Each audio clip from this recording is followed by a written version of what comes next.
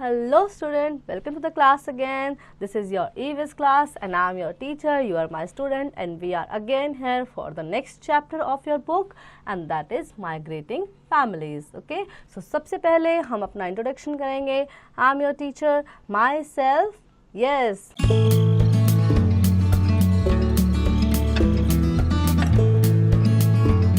Myself, Bharti Dikshit, and you will also tell me your name.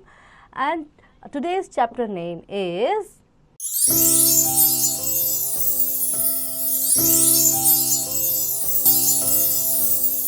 Fuel, adventure and space.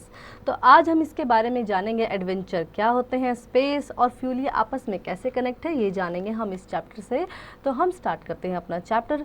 Any material that is burn to obtain energy is called fuel. कोई भी ऐसा material जिसको जलाने से energy produce होती है उसी को हम फ्यूल कहते हैं. The process by which this fuel is converted into energy is called combustion. और जिस प्रोसेस के अंतर्गत कोई फ्यूल जलाया जाता है उसको कन्वर्ट इनटू एनर्जी किया जाता है उसे कंबशन कहते हैं. All vehicles need energy from the fuel to move. सभी व्हीकल्स को मूव करने के लिए एनर्जी की ज़रूरत होती है. Different vehicles use different kinds of fuels. अलग अलग तरह के व्हीकल्स अलग अलग तरह का फ्यूल यूज़ करते हैं. Fuel can be of two types, fossil fuel and alternate fuels. Fuels दो तरह का होता है, एक फॉसिल फ्यूल्स होता है जिसे अल्टरनेट फ्यूल कहते हैं. Fossil fuels, petroleum is a fossil fuel. Petroleum क्या है, फॉसिल फ्यूल. फॉसिल फ्यूल होता है मतलब जो मिलियंस ऑफ ईयर्स अगो जो प्लांट्स, जो एनिमल्स अर्थ के अंदर बरीड हो गए थे तो उनसे धीरे धीरे एक बहुत ही लंबे प्रोसेस के बाद, एक बहुत ही लंबे टाइम के बाद उनसे कुछ बन गया, मतलब कुछ नई चीज़ फॉर्म हो गई लाइक पेट्रोलियम.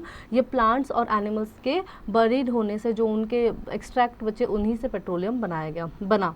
Natural process है ये. A fossil fuel is formed when sea animals and plants die and remain buried underground or in the sea bed of thousands of years. यानी हज़ारों साल पहले सी क्रीचर्स जो थे वो सी बेड पे चले गए या वो मरने के बाद अर्थ के अंदर बरीड हो गए, या जो प्लांट्स थे वो बरीड हो गए. किसी भी कैलेमिटी की जैसे भूकंप आया तो बहुत सारे पेड़ ज़मीन के अंदर चले गए, तो उससे क्या हुआ कि फॉसिल फ्यूल्स बने.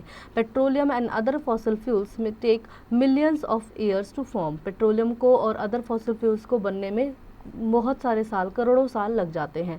This is the reason that they are known as non renewable sources of energy. और इसीलिए इनको non renewable sources of energy कहा जाता है क्योंकि इनको रिन्यू नहीं किया जा सकता. ये बहुत करोड़ों साल लग के तब हमारे पास ये फ्यूल्स के रूप में आए हैं. You can see the truck runs on diesels, bus runs on CNG and car runs on petrol. Petroleum is taken out from the earth by digging deep into the sea bed. Sea bed, sea होता है ना समुद्र के अंदर. कभी समुद्र भी तो कहीं ना कहीं लैंड के ऊपर ही ना, वो इतना गहरा गड्ढा बन गया कि वहाँ पे पानी भर गया है, लेकिन वो भी तो कहीं ना कहीं लैंड के ऊपर ही है ना, हवा में तो पानी नहीं तैर रहा है. तो इसीलिए जो सी बेड है यानी समुद्र के अंदर से डिगिंग करके बहुत ज़्यादा गहरे डिग आउट करके पेट्रोलियम को निकाला जाता है. The oil that we get has many impurities and is called as crude oil. जो ऑयल वहाँ से निकलता है उसको हम क्रूड ऑयल यानी कच्चा तेल कहते हैं. It is a black thick liquid. और ये ब्लैक कलर का बहुत गाढ़ा सा लिक्विड होता है. Crude oil is not fit for use. ये यूज़ के लिए फिट बिल्कुल नहीं होता. It is sent to the refinery and process there. ये रिफाइनरी में भेजकर इसको प्रोसेस किया जाता है. After processing petrol is supplied to petrol depots and from these depots it is finally taken to petrol pumps. तो पेट्रोल इनको जो प्रोसेस किया जाता है और पेट्रोल इनसे अलग किया जाता है, फिर इनको पेट्रोल डिपो पे भेज दिया जाता है और फिर उसके बाद इनको पेट्रोल पंप ले जाया जाता है और वहाँ से ये व्हीकल्स के यूज़फुल आते हैं. In olden days, vehicles ran only the power of steam by boiling water and later people started using coal. बहुत पुराने समय में पहले लोग स्टीम से व्हीकल्स को चलाते थे, यानी पानी को उबाल के जो स्टीम बनती थी वो भी तो एनर्जी का ही रूप है, उससे व्हीकल्स को चलाते थे. फिर धीरे धीरे कोल का इस्तेमाल होने लगा, which is another fossil fuel formed by organic matter of plants that got buried under the surface of the अर्थ. फिर उसके जो कोल है वो भी फॉसिल फ्यूल्स का ही एक रूप है, फॉसिल फ्यूल से ही बना है. जो प्लांट ऑर्गेनिक मैटर यानी जो प्लांट्स वगैरह जो ऑर्गेनिक मैटर अर्थ के अंदर बरीड हो गए उनसे कोल बना. With the effect effect of high pressure and temperature the organic matter change into coal after millions of years. बहुत ज़्यादा हाई टेम्परेचर के वजह से और बहुत ज़्यादा ग्रेट प्रेशर की वजह से ये धीरे धीरे कोल के रूप में चेंज हो गए। We have very limited supply of all these natural resources, ये सभी बहुत ही लिमिटेड हैं, and they are being consumed at a far greater speed than they are being replenished. तो ये बहुत ही ज़्यादा and they are being consumed at a far greater speed than they are being replenished। और ये बहुत ही ज़्यादा farthestly use किए जा रहे हैं, बहुत ही ज़्यादा फास्टेस्ट रेट पे इनको यूज़ किया जा रहा है जितना कि ये रिप्लेनिश नहीं हो पाएंगे इतनी जल्दी। This is the reason they are also known as non renewable sources of energy, इसलिए इनको non renewable sources of energy कहा जाता है। We should try and use renewable source of energy like solar energy and wind energy, और हमें कोशिश करनी चाहिए कि हम रिन्यूएबल एनर्जी का इस्तेमाल करें लाइक सोलर एनर्जी और ये है विंड मिल्स, विंड एनर्जी का। Then we have alternate fuels, materials other than fossil fuel that can be used as fuels are called alternate fuels. जो भी मटेरियल्स है जो फॉसिल फ्यूल्स के हम अल्टरनेट में यूज़ कर सकते हैं उनको अल्टरनेट फ्यूल्स कहते हैं। Some of the alternate sources of fuel for vehicle are hydrogen, biofuels like alcohol fuel and biodiesel, battery and electricity. तो इनके अल्टरनेट्स क्या है, हाइड्रोजन है, बायोफ्यूल्स हैं, अल्कोहल फ्यूल्स हैं, बायोडीजल है, बैटरी है और इलेक्ट्रिसिटी है। Then we have alcohol is used to run vehicles in Brazil, biodiesel is used to run vehicles in many European countries and liquefied hydrogen is used as fuel in space craft. Then you can see the pictures here. Then adventure trip, any activity which involves life, danger and uncertain experience is called an adventure। एक ऐसी activity जिसमें life, danger और एक अलग सा experience मिल जाए हमें, उसे ही हम एडवेंचर कहते हैं। A person who undertake an adventure is called adventurer, और जो ये एडवेंचर कर रहा है उसको एडवेंचरर कहते हैं। Adventure sport and adventure tourism have become very popular nowadays. Adventure sport और एडवेंचर टूरिज्म आजकल बहुत पॉपुलर हो चुका है। Let's read about some adventure activities like first is mountaineering and adventure. Reaching the top of a mountain has always been a major thrill for many peoples। पहाड़ों के ऊपर चढ़ना बहुत ही खतरनाक हो सकता है और बहुत सारे लोगों के लिए एक थ्रिल भी रहा। Thousands of climbers climb mountain every year, बहुत सारे हज़ारों लोग डेली हर साल जो है माउंटेन्स पे चढ़ जाते हैं। They enjoy the beautiful landscape they see from such heights, ऐसी हाइट से वो बहुत ही सुंदर सुंदर लैंडस्केप देखते हैं। Scaling a mountain gives a sense of victory to the climbers, और किसी भी माउंटेन पे स्केल कर जाना, चढ़ जाना उनको विक्ट्री जैसा महसूस कराता है। Then we have challenges of mountaineering, इसके क्या चैलेंजेस हैं। Mountaineering just like any another adventure involves risk and danger, इसमें बहुत ज़्यादा रिस्क और डेंजर है जैसा कि सभी एडवेंचर में होता है। It is an activity that needs a lot of planning, training and scientific approach, और ये एक ऐसी एक्टिविटी है जिसके लिए हमें प्लानिंग यानी माइंड प्रिपेयर करके रखना पड़ता है, क्योंकि माउंटेनियरिंग करते समय ऑक्सीजन कम हो जाती है, बहुत सारे अल्टीमेट चीज़ें हो जाती हैं। एंड ट्रेनिंग हमें चाहिए होती है और साइंटिफिक अप्रोच हमें चाहिए होती है। Then we have storm, rain, landslide and avalanches are quite common there. बारिश, स्टॉर्म का आना लाइक स्नो स्टॉर्म का आना, लैंडस्लाइड हो जाना है ना, स्नो स्लाइड हो जाना, और एवलांचे यानी स्नो का एकदम से बहुत सारा स्नो एक साथ नीचे आ जाना, ये बहुत ही कॉमन है वहाँ पे। Then breathing is another major problem at such height and breathlessness as oxygen is scarce and may cause altitude sickness in climbers। तो ज़्यादा हाइट पे जाने से क्या होता है, ऑक्सीजन कम हो जाती है, हवा कम हो जाती है, ऑक्सीजन कम हो जाती है, और ये सच में लोगों में ब्रीदिंग प्रॉब्लम को क्रिएट कर सकती है। Then you can see the pictures of landslide and avalanche. Then special gears are required to prevent injury and reduce risk. Special gears use किए जाते हैं इंजरी को प्रिवेंट करने के लिए और रिस्क को रिड्यूस करने के लिए। The gears include ice axe, इसको आइस एक्स बोलते हैं। You can see the here the ice axe in the box first. Ice axe, an ice axe is required for climbing and self rescue. It is used for digging and breaking ice. Ice axe का इस्तेमाल करते हैं हम ice पे चढ़ने के लिए और अपने आप को रेस्क्यू करने के लिए, और ये हम आइस में डिग आउट करने के लिए, मतलब इसको हम ना आइस में से डिग कर करके और ऊपर चढ़ जाते हैं, तो बहुत ही यूज़फुल होता है ये।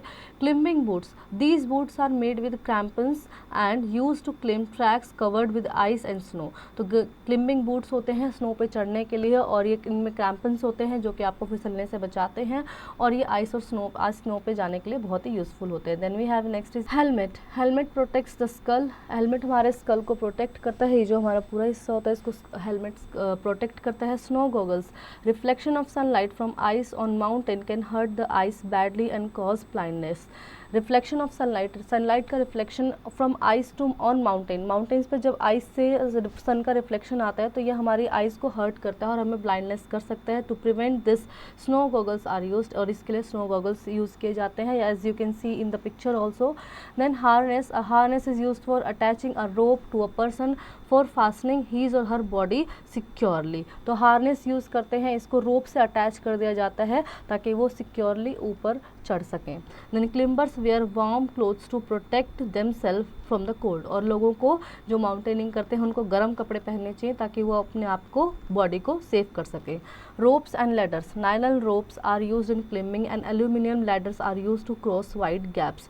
सो नायलॉन रोप्स इसके लिए यूज़ की जाती हैं क्लिम्बिंग के लिए, और एल्यूमिनियम के लैडर्स यानी एल्यूमिनियम की सीढ़ियाँ यूज़ की जाती हैं, use to cross wide gaps. Then we have carabiners. Carabiner are metal loops, ये मेटल के लूप्स होते हैं with spring loaded gates used as connectors. तो ये स्प्रिंग के गेट्स होते हैं, स्प्रिंग लोडेड गेट्स होते हैं जो कि कनेक्टर का काम करते हैं।